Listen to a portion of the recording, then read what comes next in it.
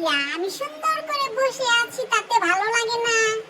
হ্যাঁ, লক্ষ্মী ছেলের মতো বসে আছি, তাও ভালো লাগে না? আসছো শুধু আমাকে বিরক্ত করতে?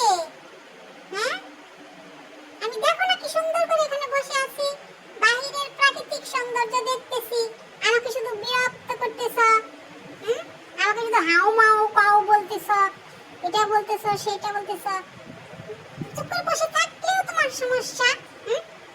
এরকম কেন গো নানু?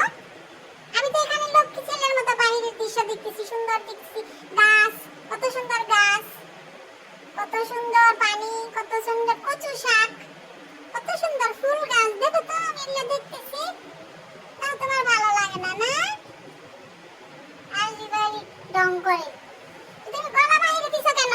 গলা ভিতরে আনো।